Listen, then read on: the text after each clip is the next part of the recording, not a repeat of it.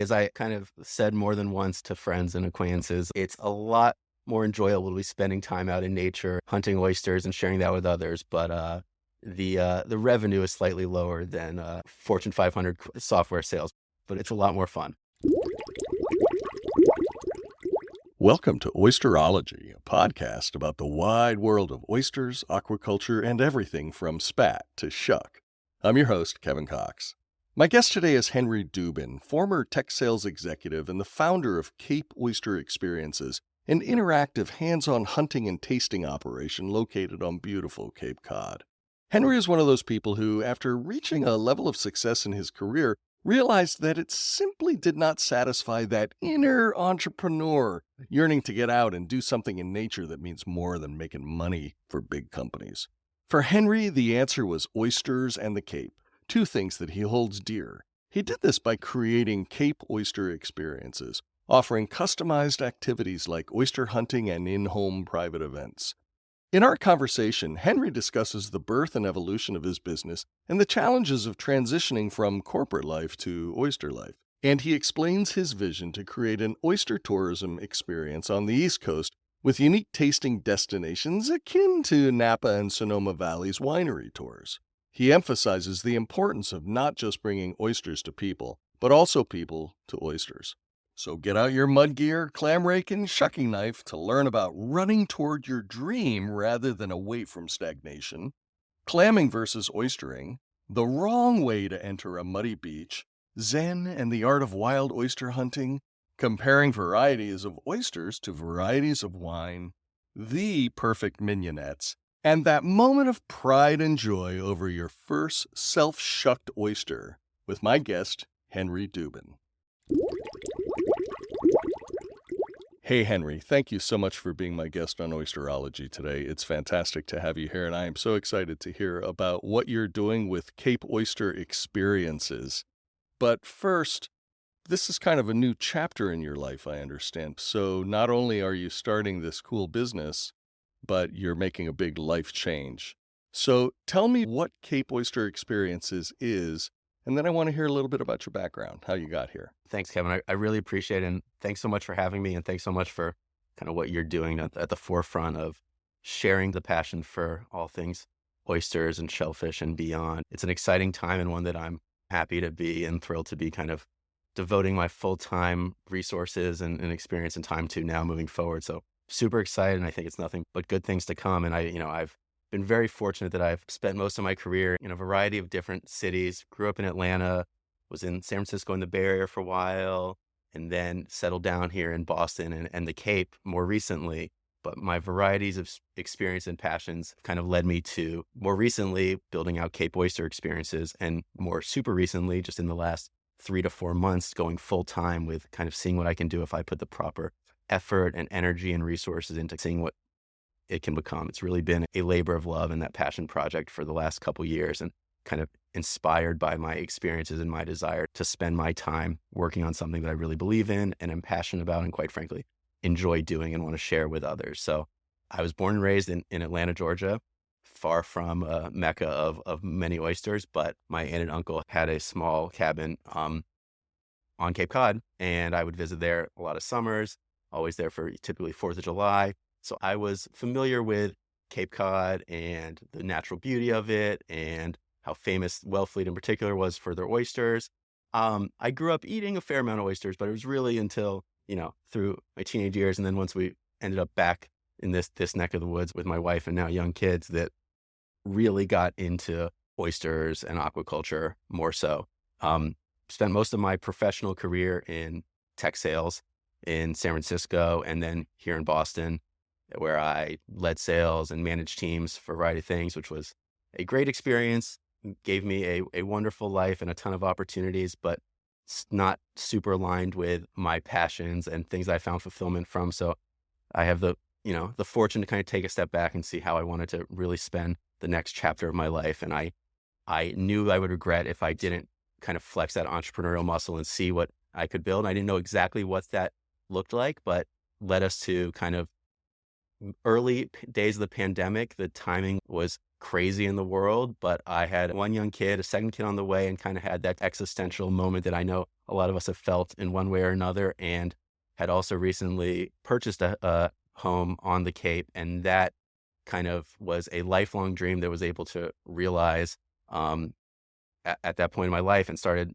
as the whole world's kind of turned upside down, working remotely, got my recreational shellfishing permit for the first time, and started hunting for wild oysters and clams, picking up tips from oyster farmers and the shellfish constable on the Cape, and asking, hey, where do I go? And from the first time I stepped foot out in the water and started hunting wild oysters on my own, it was a complete moment of zen, of this is therapy and relaxation and an escape from the world that was so special for me. And I was like, you know what? I think other people would probably really enjoy this too.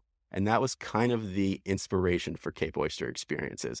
Well, it's so great that you're able to do that. I can only imagine during those quiet, dark moments in the middle of the night where you're just absolutely horrified with the decision you've made. Absolutely. As I said more than once to friends and acquaintances, it's a lot more enjoyable to be spending time out in nature, hunting oysters and sharing that with others. But the revenue is slightly lower than Yeah. than Fortune 500 software sales, but it's a lot more fun. Did you find it difficult to slow down when you transitioned from the corporate world to the oyster world? The hardest part for me was reclaiming my identity from Henry, the software sales executive, to Henry, Mhm. what is the next chapter of my life look like? And there was a awkward Mhm. period of there that didn't last that long, but my biggest takeaway and advice that I would give anyone who has the luxury to make a pretty drastic change like that is to make sure that you are running to something, not away from something. There are plenty Oh, of yeah. frustrations of day-to-day life, and those frustrations don't go away if you no longer have the same 9 to 5 pressures. They just change. So whether it's financial considerations or personal fulfillment or family or how you're spending your time, is to make sure that you are running to something. And I certainly had those apprehensions and challenges, and I still have times where I face that, or it's the grass is always greener syndrome of saying, oh man, it'd be nice to have the stability and the income of the corporate life. But I wouldn't change a thing. I just am constantly searching for making sure that I am making progress in some way. And that means big or small, trying to do something every day that kind of moves the needle in the direction I want to end up in, even if I don't know exactly what that end goal looks like yet. So you started this during the pandemic when the whole world was upside down and you had a child at the time.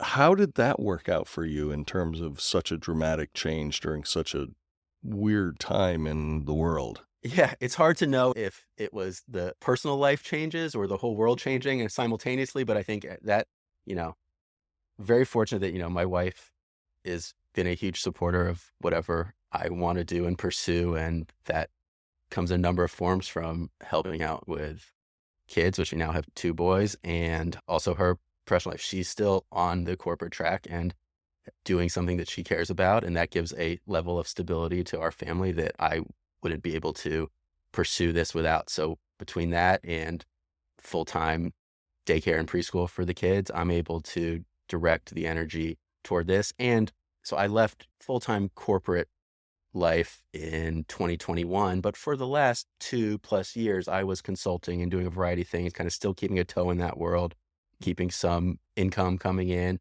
while pursuing Cape Oyster Experiences as a passion project that I was kind of feeling out. I know something's there. I knew something was there. I knew it was an idea. It was getting validated, but it wasn't something that I was prepared to rip off the Band-Aid, even though I knew that it could be more if I gave it its proper effort. And that's what I finally this year have done. So 2020 was kind of that light bulb moment of inspiration. 2022 in the spring is when I created a small kind of passion project business out of it. And then 2024 is when I ripped that Band-Aid off and said, okay, let's take this to the next level and see what it looks like. And there's been several pivots along the way, and there will continue to be pivots as far as what the business looks like. I'm just trying to open myself up to being able to meet as many interesting people as possible, build relationships, and stay true to myself and what I care about, and seeing what comes next.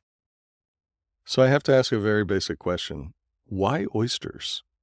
Couple reasons. I genuinely just love oysters. I think there's something so special about them. I know in conversations with some of your other guests, things that really resonate with me is there is something that feels almost special or sexy and naughty about, it's a raw living organism. And the fact that it is so in touch with nature, so something that is not only delicious, but good for you, good for the environment Mhm. around it. It is a net positive. There's very little that you can detract from the entire experience of the oyster, not just enjoying it, but the life cycle. And the more that I've learned about that, the more that that has resonated. And the fact that, when you're out there, whether it's on an oyster farm or hunting for wild oysters or sitting outside and eating oysters with your friends and family or sharing them with others, I've never had a bad time. And it's one of those things where it's just like, there's more here. And then the light bulb moment was a combination of having that experience where there wasn't a good way to share that pure oyster experience with other people, especially on Cape Cod, which even it is it is one of the oyster meccas and it has a great brand and recognition, but there isn't really a oyster destination or way to experience them beyond the raw bars and the restaurants that people go Mhm. to. There's a handful of farmers who offer kind of boat tours and farm tours, and they do a great job. But having spent so much formative period of my life and career living in San Francisco and spending a lot of time in Napa and Sonoma, while I would be the first to admit that I don't have a refined palate to pick out exactly what my favorite is, what I did fall in love with is the experiential aspect of visiting a handful of wineries with your friends and family. And that was the parallel that was the real vision for Cape Oyster Experiences that has not been realized yet, but that remains the North Star vision of making Cape the Napa or Sonoma of oysters. Maybe Maine's the Napa and Cape's the Sonoma or vice versa. But there are hundreds of wineries across Napa, right? And right now, saying East Coast oyster in my mind is the equivalent of saying, I'll have the red wine, right? And Yeah, then right. within that, maybe you think you're being really specific and you'll say, I'll have the Wellfleet oyster. Saying the Wellfleet oyster is like, I'll have the Napa red, right? And then within Napa, there's hundreds of different wineries who each one will tell you the dozens of reasons why, because of their processes and the way that they care for their grapes and the way that they make their wine makes their wine unique. It is very much the same with the dozens and hundreds of different oyster farmers across the Cape. Even within Wellfleet, I think there's 125 oyster farmers. Each one will tell you why their oysters are unique, and that is to the level of the winery. So there's so many parallels between visiting a winery and wine farms. Now, of course, the infrastructure isn't there to visit a oyster farm, but my ultimate vision was if there is a way to kind of connect people with these oyster farmers and have a way that whether it's a farm visit or a tasting room or some way that people could hop around to a handful of different oyster farms across the Cape and experience oysters and taste different oysters in the same way they would visit 3 or 4 wineries in a day in Napa or Sonoma. So that was kind of the light bulb moment. And now it has all just been kind of working backwards from there as far as figuring out the myriad reasons why that is a uphill battle and a challenge, and also figuring out some intermediate steps that allow people to kind of have some unique oyster experience in the way. And that's kind of where the business is today, having pop-ups and shucking workshops and private events. So really kind of leaning on that, um, taking a oyster party to you in a experiential way. So there's plenty of people who will do, a catered raw bar at a wedding, and that's fantastic. And that's not the market that I'm trying to cater to. No pun Mhm. intended. I really want to have interactive. I love talking to people. I love kind of teaching people how to shuck and kind of share that magic of fresh oysters that I get to enjoy. Tell me a little about your structure because it sounds as if you do a number of different things from personal or private events to larger group events or even corporate events. Yeah, so all the above. There's a number of different kind of core offerings. It started out giving small group and private tours where I learned to go recreational shellfishing and oyster hunting and clamming on the Cape. So I was just connecting with people who were interested, and I spun up the website and Instagram account and took my friends and family out there and took a couple pictures and threw them online and said, "Hey, I know how much the feedback from my friends and family, I think other people would be into this too." And without any concerted effort, people were finding me on Instagram and online, and I was getting people reaching out saying they could do this. And at this point, it was very much a part-time kind of side hustle. but one that it just every time I did it, I enjoyed it so much. The feedback was so positive that and I, I bought a bunch of different pairs of waders. I bought water shoes for people. I bought rakes, and I kind of had all the gear, threw it in my truck, and would meet people out there. And it was kind of just a rogue kind of mission. And I was making sure that I was doing in a way that was respectful of the environment that I was in and respectful of the community, and making sure that it was a net positive for everyone. But there's no infrastructure for this, right? It's, Yeah. is it a catering business?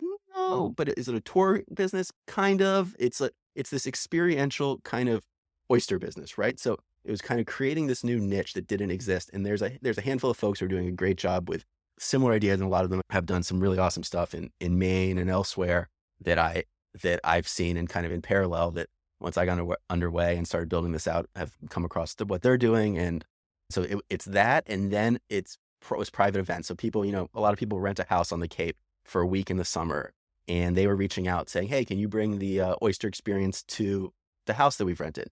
Great. So I've done a handful of family events and bachelorette parties and things like that, but really focusing on kind of small, intimate events under 20 people, because I really want it to be just me and maybe my wife, if I can drag her along to help me out. But part of what appeals to me about this business and what I'm doing versus my previous life is not managing people. I want to be in the business, doing the work, enjoying what I'm doing, and not spending the time behind a computer screen managing people. Because quite frankly, if I wanted to manage people, I'd still be in tech sales, making way more money. And yes, it might be more enjoyable to manage people in oyster business, but managing people is managing people. And for now, at least, I want to kind of steer away from it. Do you have any partners in your company right now? We've built some great relationships with people that we work with on different things, but it is 100% me, with the support of my family giving me the breathing room to devote to it.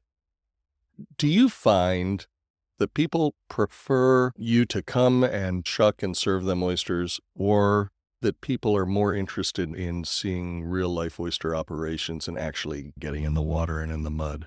I think it's a different audience. I think people for both. I've had people do one and then the other. So the same guests come out for a tour on the water, and then they've brought me back a month or two later or the following summer for a event at their house.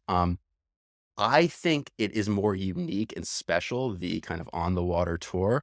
To be completely frank, it is more of a challenge for a couple reasons. One of the main one being that, like I mentioned before, there's not a infrastructure to support that type of business. So it is operating in a little bit of a gray area as far as, hey, we're not taking any oysters from these oyster beds. It's kind of a catch and release tour.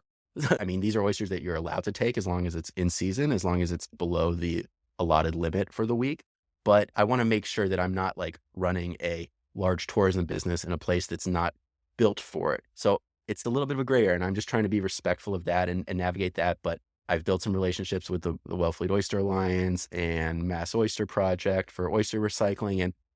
And a lot of people that I've talked to have been super positive with their feedback, saying, hey, this is great. This is a great idea. You got to stay on it. But there's also just so many people that just are hard to get in touch with. A lot of these oyster farmers are oyster farmers. They are out there living and working by the tides, and they are not in the business of kind of building a tourism aspect. So my kind of pitch, if you will, is like, I want to be that middleman, bringing people to them and kind of figuring out what that looks like. Now, granted, you do need a boat, or it needs to be super low tide to access their farm. It's not like there's parking lots and bathrooms and places to easily go, but like those are challenges that I hope to overcome as it comes. And I just need to continue to build the messaging that what we're doing is additive and supportive to the oyster industry. I'm not looking to kind of take away from it or change that, and let these oyster farmers do what they do best, and let me bring people to them to promote what they're doing. You're right. The oyster farmers are just too busy growing and dealing with oyster-related things to actually get into show. But everybody who goes past an oyster farm that has any interest in oysters wants to go check it out. There's so much demand. It's only a matter of how we kind of satisfy that and do it in a way that makes sense. And again, is respectful of the oysters, the industry, the people, the environment that we're operating in. Tell me how an oyster tour works and what that looks like. Yeah, what I've been doing for the last couple seasons are recreational shellfishing tours. So what I'll do is I'll meet people at a designated place, and it's a roughly 90-minute experience. It's broken up into two parts. So first, meet there and kind of get everyone outfitted with gloves and rakes and water shoes if it's in the summer, and waterproof waders, neoprene waders if it's cold in the fall and winter. And I try and time them as close to low tide as possible, when the oyster bed, depending on how low the tide is, might be anywhere from shin to knee deep up to close to thigh high or waist high even. So you got to be willing to kind of get in the muck a little bit. It's one of the most gorgeous places in the world that we go on the Outer Cape, and we go out there as close to low tide as possible. And there's a oyster bed there that, they're not moving around. So if you know where they are, they're there. So the first time people get in, within 30 seconds, they're picking up oysters out of the water, and the expression on their face when you find a wild oyster is pretty special, and that doesn't get old. So that is the first part of it. But then we also will always spend time clamming as well. But clamming is much more like a hunt, right? Whereas the oysters, if you know where to go, more or less, they're there. They might be different sizes. They might be more or less plentiful, but they're not moving around. Clamming is, in a lot of ways, more fun because it is that hunt. And knock on wood, we've yet to come back empty-handed. Sometimes you're searching for 20, 30 minutes before you find your first quahog. And sometimes it's right away, but most people end up able to take a small quantity, as long as they're within legal limits. I make sure I'm very conscientious of that and the regulations. And depending on how much people are enjoying it, how successful they're being, we might spend anywhere from 30 minutes to an hour in the water. Whenever people are ready, typically, maybe 45 minutes in, then we come out of the water, and I have a cooler full of fresh oysters straight from the oyster farmers that I've always picked up prior to the tour.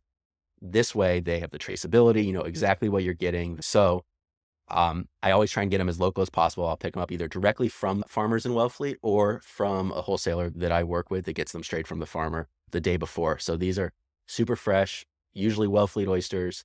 Sometimes we mix in some Duxbury and Island Creek oysters to compare, but we try and keep it super local. So then I got a folding table that we set up right on the beach as people are kind of worked up an appetite from oyster hunting and clamming.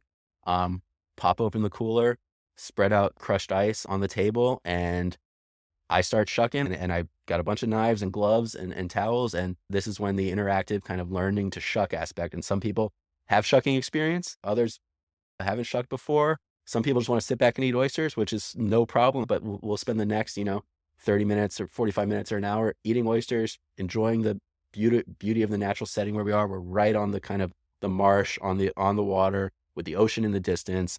It could not be more picturesque, and people are eating oysters to their heart's content, and then we kind of wrap it up. So it's split into those two parts. That's kind of the core of Oyster Tour offering.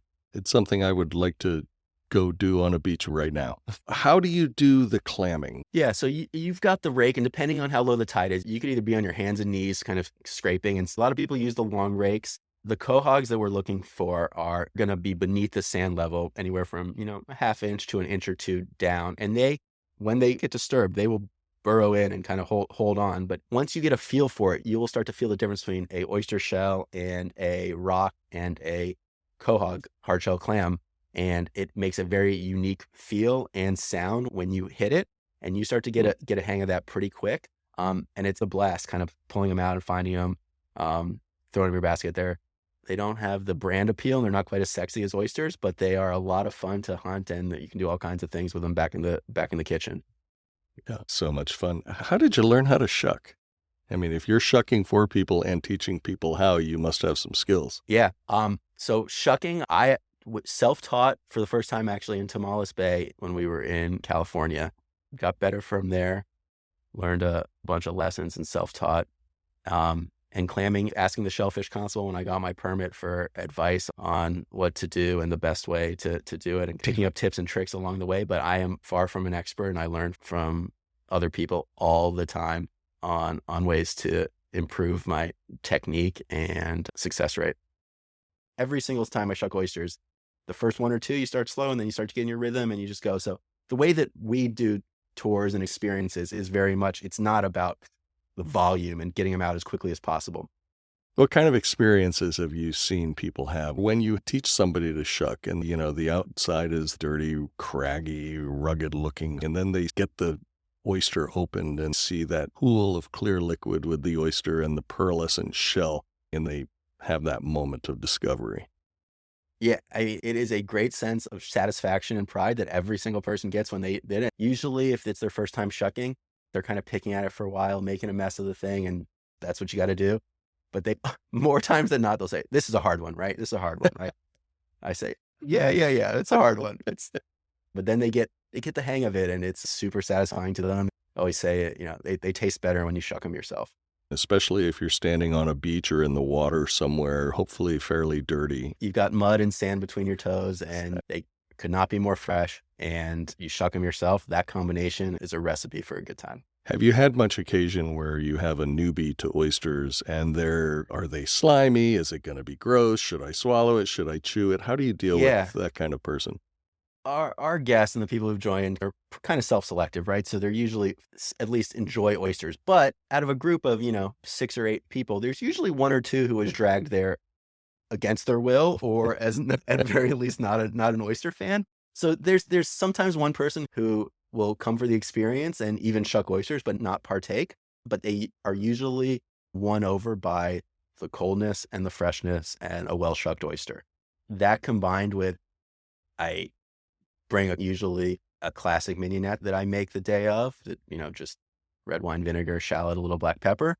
Can't go wrong. And I encourage people to eat the first oyster straight up without any. But if they want to add a little mignonette, go for it. And then the other thing is I will make a summer inspired mignonette depending on whatever's fresh. So maybe like a raspberry mint mojito inspired mignonette, dice up some raspberry and some mint and put that in with an apple cider vinegar. And that tends to be a fan favorite. So kind of bringing those 2 mignonettes along, especially for folks who are oyster virgins, is a good way to win them over. Yeah. The fear that I have when I serve mignonettes to guests, for especially newbies to oysters, is that they put too much of it on and they don't really taste the oyster. Yeah.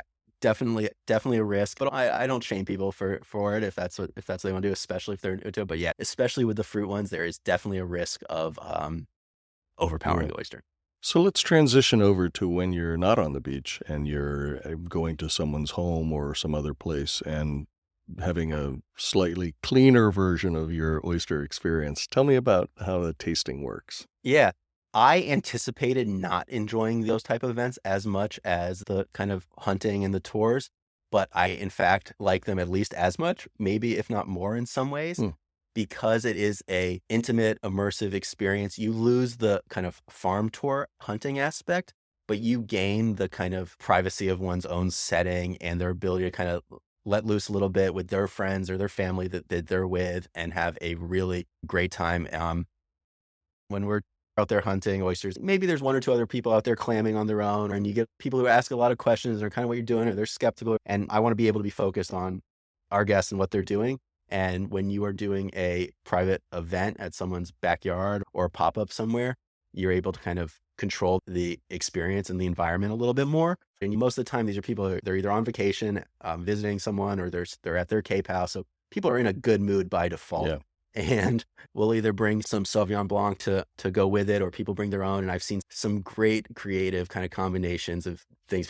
A woman brought out some vermouth and was putting a splash of vermouth on oysters, and that was amazing. And then you throw on some caviar and this, and it just is a whole other level. If you want to get fancy and have fun, is to add on a ton of options, and you can have such a good time. When you roll up with 100 or 200 oysters on ice, it's a good time. And I have yet to.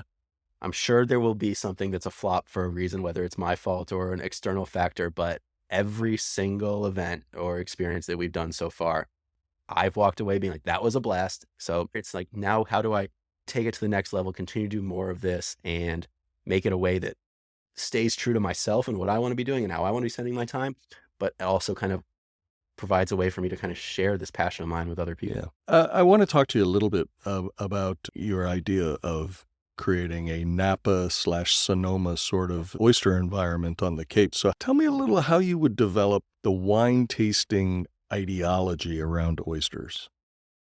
The vision, oversimplified again, is that making the Cape, which is what's near and dear to my heart, the Napa of oysters. But that's not to say that where you are in Virginia or Maine or any number of places aren't the Central Coast or the Sonoma or different other wine regions, Right. right? But there's kind of two avenues that I see being the kind of the most exciting or the highest potential.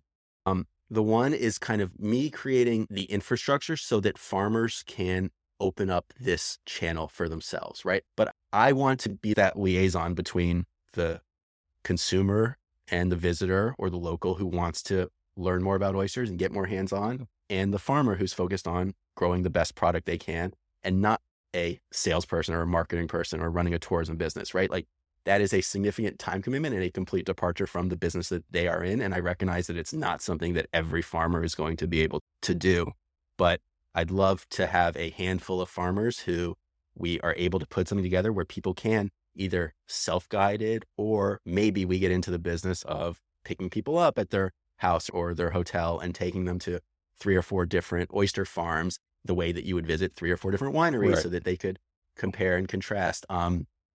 Maybe that's what it looks like. The other avenue is, do we look into creating and building and developing some kind of physical destination, whether that's like a tasting room near the water or on the pier or something where we can host different farmers to come talk about their oysters, and we can have rotating tap of 6 to a dozen different varieties that people can come and do kind of a flight of oysters, the same way you might do a flight of sparkling wine or different varieties, Right. or some combination of all of the above. But that's kind of what I envision as this oyster tourism destination on the Cape. And again, who knows how it plays out? Who knows how it ends up looking like? But I know that if somebody else brings this to reality, and I didn't at least try when I had the idea and the vision and the fortune of being able to put the time toward doing something, if I didn't try and play my small part, I'd regret it. So that's kind of where I'm at today. Yeah, opportunity missed if you don't take that shot. What are your main seasons of operation? So certainly, Memorial Day to Labor Day is huge, and going into the fall, doing corporate team building events or holiday parties or client events in Boston and nearby, or private events at houses in anywhere from Boston to the Cape. So we kind of cover everything from the Boston metro area down through the Cape and everything in between. And as much fun as it is to go to a suite at the Red Sox or Celtics game, if you're a high-powered senior executive, you get invited to ball games a decent bit, Yeah. and they are hugely expensive from a marketing standpoint. And Right. for a fraction of the cost of taking a group of clients to a ball game, you could put together a unique, interactive, immersive oyster experience that is elevated and fun and allows you to kind of look your client in the eye and talk to them and build a relationship in a unique way. So that was kind of what's taken us to something that I think could be a really good channel through the fall and winter in particular. There is something about being on a beach in the winter when it's really cold. And I saw something on your website about, I think you called it Winter Adventure. And what is that? Yeah, so that is the winter variation of the standard oyster experience, right? Of when you go out there in the summer and the water's nice and warm and you can pick out oysters and go clamming. This is for the more adventurous soul and hardy. You got to bundle up. You know you're going to be cold. The water temps are cold, but we've got neoprene waders and waterproof waders. And as long as you're bundled up and prepared for it, it is a one-of-a-kind experience. It's a little more unique, and that Cape Cod is quiet. There's no one else around. It's arguably even more beautiful. And the oysters are at their absolute best as they're plumping up. So it is something that I try to do. And there have been a handful of takers, and something that we may do more of. But again, I don't know if that's the future of the business or something that becomes kind of a special offering here and there. Have you had problems with any regulations getting in your way other than complying with harvesting regs?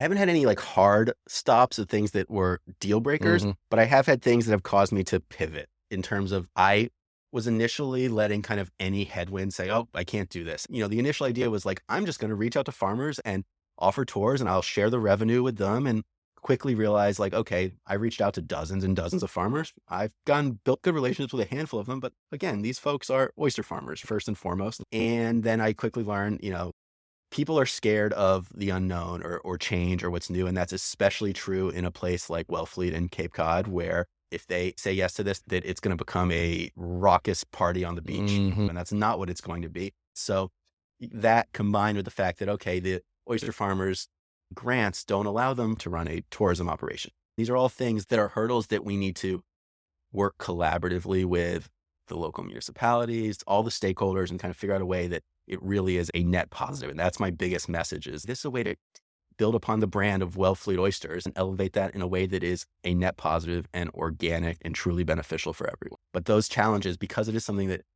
when I'm getting liability insurance for the business, like there's not a insurance product built for what I'm doing, right?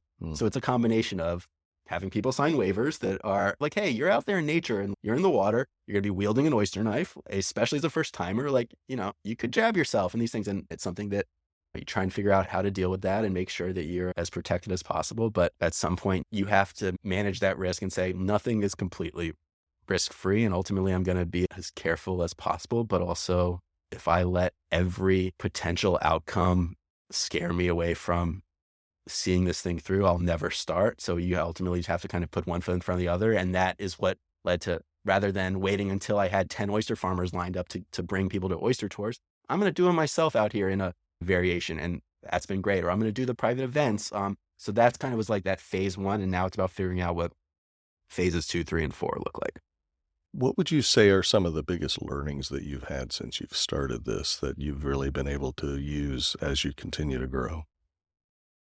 The biggest one is validating that it is a good idea. I'm a firm believer that every challenge or hiccup you get is a learning opportunity. And it's a way of, hey, your original idea might not pan out for any number of reasons, but if you are willing to pivot and overcome and take some risks and have some sacrifices, whether that's your lifestyle along the way or leaving a stable but boring income on the table for something that you believe in, like ultimately this will be successful. How successful? I don't know. In what shape or form it looks like in a year or 2 or 5 years from now, who knows? But I'm excited to see what happens. Do you have any tales of woe or particularly memorable experiences with any of your customers so far? The most risky and dangerous time of any tour is not the oyster shucking. It's not when you're out there in the water. It is the 10 seconds of going from the shore into the marsh, where it is a little bit, there's one rock in particular that's slippery, and I try and warn everyone, but we probably have a 10% slip rate of people just taking a nice gingerly slip on their bottoms. And those are the moments getting in and out of the water at every tour that I am clench my teeth a little bit. Well, I don't see any downside to what you're doing. It's fun for you. It's great for people who are learning about oysters. It's delicious, and they're probably instilling in a lot of people a new sense of appreciation of the waters and aquaculture and ecology and all of that sort of thing. So I think that what you're doing is really exciting, and it's got some real legs. I can't wait to watch how you grow. I really appreciate it. I think oysters are having a moment, and I think you're at the forefront of that, and we're trying to do some really cool stuff, and there's some amazing people in the industry. And as I've gone deeper into meeting folks and learning about what some people are doing across the industry, it has that feeling of it is a inflection moment for oysters. So if I can have a small part in that, that would be such a satisfaction and win. It's been great just to get to know people and hopefully keep going. Well, Henry, thank you so much for your time. I really appreciate it. We'll have links, of course, to your website and all that you're doing in our show notes so people can easily find you and spread the word. Best of luck with everything, and congratulations on taking the dare, stepping into the abyss, and creating something that's really important. Awesome. Thank you so much. Before we go, I wanted to tell you a little about my own skin in this oyster game. For the last few years, while exploring farms, hatcheries, restaurants, and even serving as a small farmer's overworked, underpaid apprentice, as he liked to call me, I realized that to truly understand the world of oyster aquaculture, I needed to sort of put my money where my mouth is. Having a place on the shallow, sparkling waters of Chincoteague Bay in Virginia, I applied for a permit and decided to raise oysters of my own. It started with just finishing a few hundred already market-sized oysters, which made it fun to wade into the water and harvest whenever friends came for a meal. But this past fall, I decided to really grow oysters from those little tiny babies that I've so often held in my hands with such wonder. So I spoke to a hatchery and purchased 2,000 4-millimeter oysters. A 4-millimeter oyster, for those little light on their metric equations, is about half the size of an average pinky fingernail. Big enough to not require an upweller to get them started, but small enough so my challenge to really grow oysters was real. Not to geek out too much, but my crop consisted of half wild diploids and half disease-resistant diploids. I have them in mesh grow-out bags and a bottom cage that offers plenty of room to grow.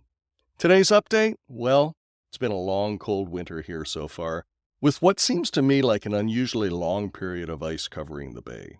And I'm not going to lie, I'm pretty concerned for my oysters' welfare right now. They are, after all, in only 2 to 3 feet of water at high tide, and it has been damn cold.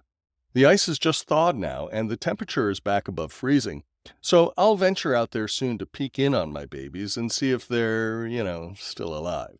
And seriously, I'm more nervous about that than I ever expected to be. So what am I going to do with all these oysters and ones to follow? Well, I'll eat a lot of them, and maybe do a neighborhood pop-up once in a while, but my secret dream is to be that guy who, when going to someone's house for dinner, brings, instead of a bottle of wine, a pile of fresh oysters and a shucking knife. Whatever the case, I'll report in to my Oyster-ology listeners with periodic updates and maybe some questions or cries for help. In the meantime, cross your fingers for me. Here's hoping for the best.